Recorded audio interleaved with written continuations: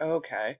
So I wanted to walk you through some of the things that I think you're missing during what you're trying to do. So I have your code right here, and I'm going to walk you through it. But in a second, I think I need to explain what I mean when I say walk through your code line by line. So first of all, let me here load Paul's. And so now you've got this thing loaded, right? But we don't necessarily know what it is, since you didn't look at it. So I'm going to type in head to take a look at what it is. Um, there's a lot of information here, so let's just type in Paul's. Nope, it's going to give me everything again. This is really big. There we go. So this is, we have a spatial polygons data frame. And so we've worked with these in the past. And so you can see what data is in them by using the head of Paul's at data. So first of all, we have the name of the region or county of Australia, and then here's the number of TB cases. So this is where we're starting from, right? So here the notes say that Robert, who put together this file, guesstimated the data. And so here, here's the first line of the command that I think is relevant. So we run this command called poly2nb, which means that probably, one thing I should have done is loaded the libraries. So let me do that now. You can either hit the run button up here or control enter, which is what I'm probably going to be doing in the future. So if you notice you hit the run button, everything comes down here. I think you got that much, but just for clarity's sake. So now what the heck is poly2nb? So the way to figure that out is you type in question mark poly2nb. Alright, so it says construct neighbors list from polygon list. The function builds a neighbors list based on regions with contiguous boundaries. So let's plot Paul's so we can see what Paul's looks like. Okay, this is probably Auckland, New Zealand, assuming from the database.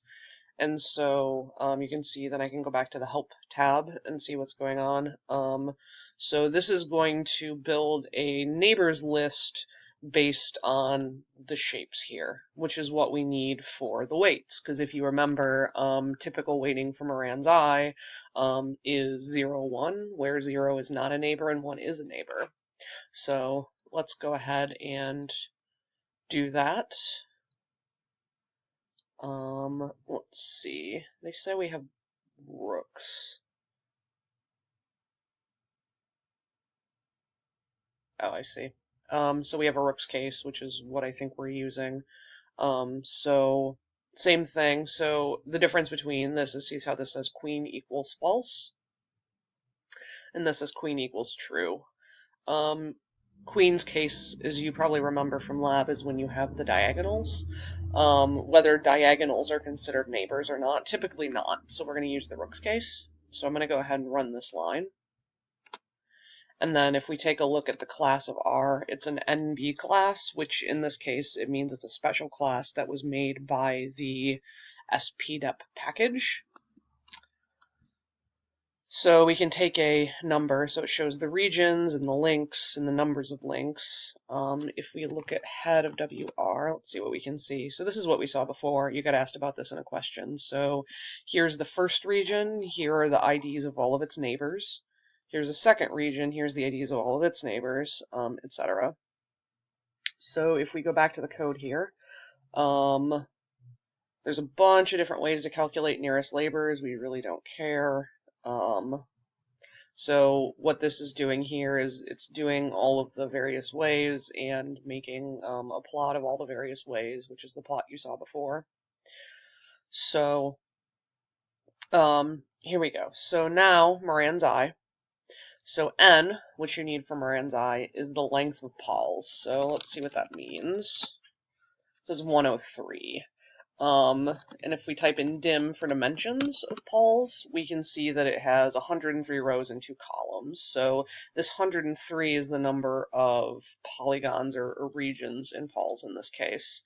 So let's put in n. So now we've got n length pols, and you can see up here we got 103.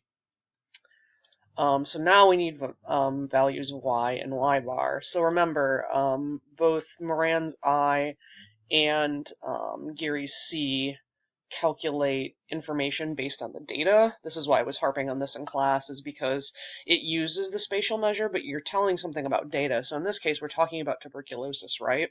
So if Y is Paul's TB, let's look at Paul's TB and see what the heck this is. So if you look, this is a list of all his tuberculosis cases, right? So we're going to go ahead and put that. And remember, one thing I see that you're not doing that needs to happen is to make sure that whenever you do a calculation, you assign it to a variable so you can call it later. So now we've got this y here, and this is this list of numbers, right? And so now we can calculate y bar by taking the mean of y.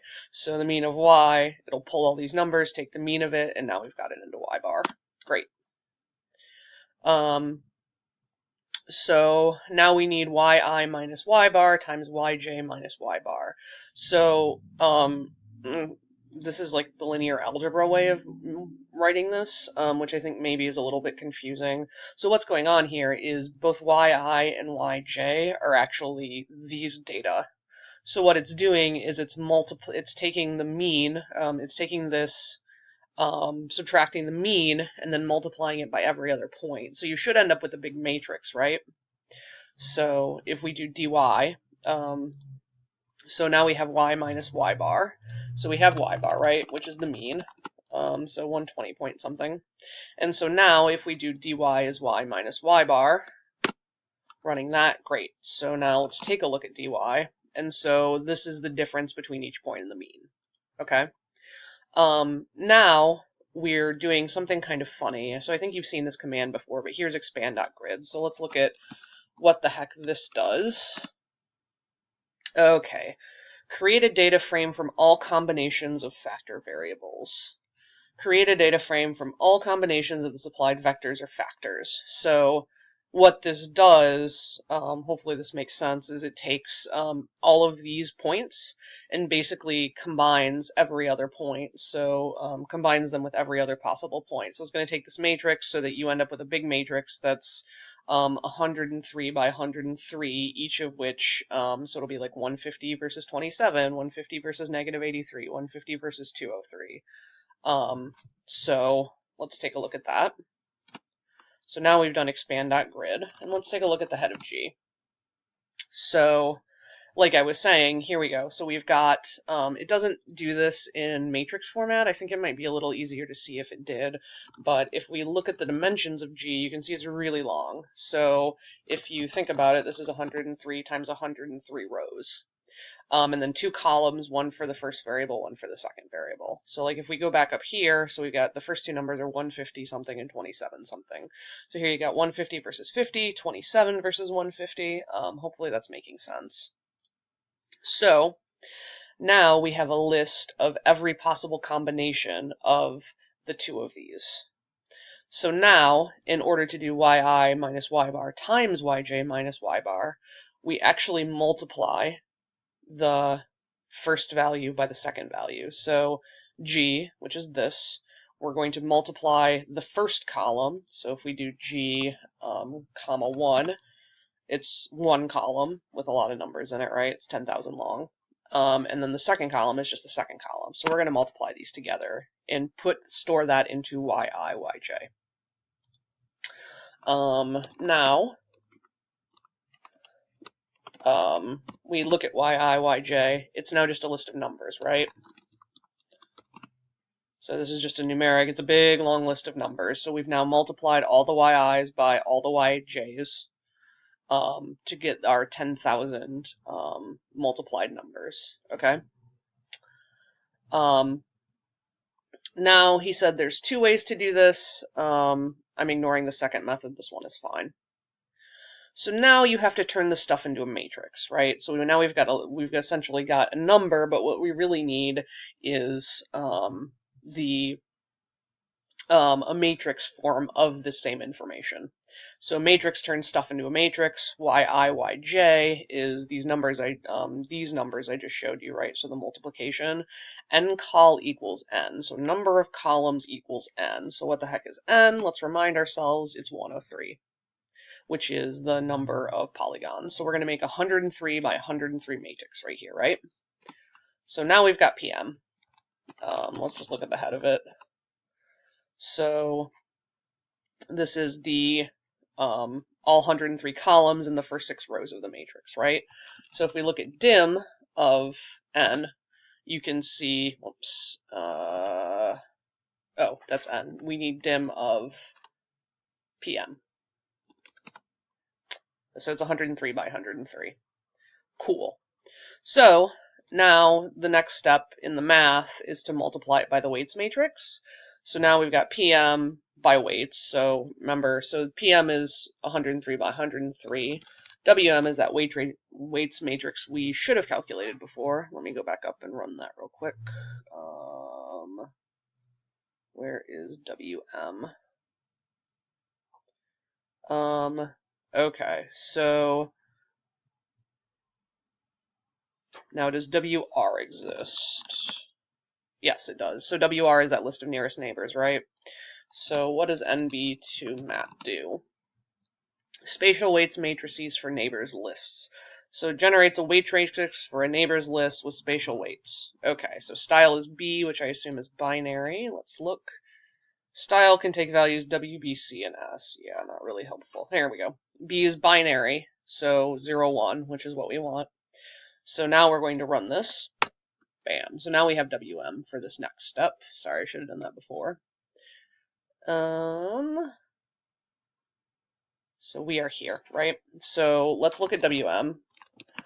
So WM is 103 rows by 103 columns, mostly zeros, right? Because very few things are neighbors of each other. And so, but there are some ones in here. So some things are neighbors of each other.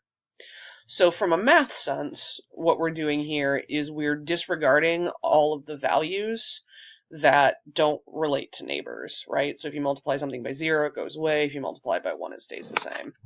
So if we look at, so PMW should be a matrix because we're multiplying 2 matrices together, right? So we're doing cell by cell multiplication.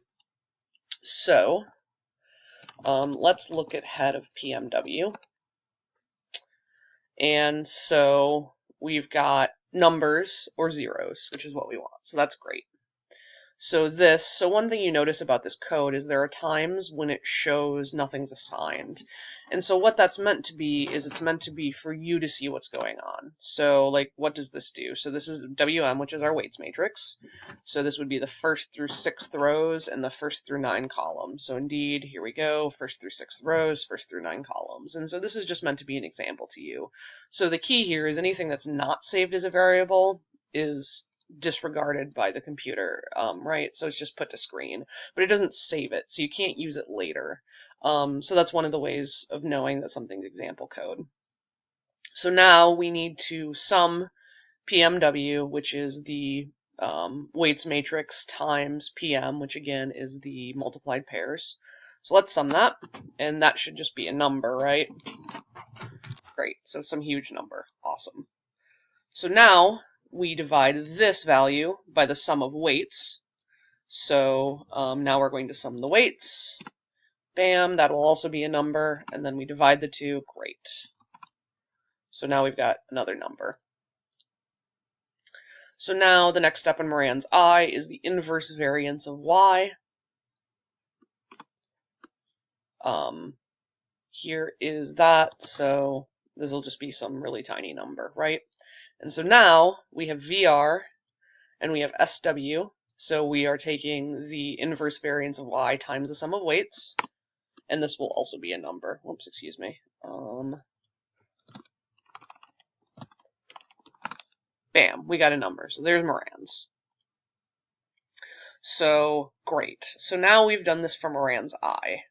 So I'm going to go ahead and end this video here, and then what I'm going to do in the next video is walk you through your code step by step and show you how we can do it for Moran's I, and then hopefully you'll be able to do that for for Gary's C.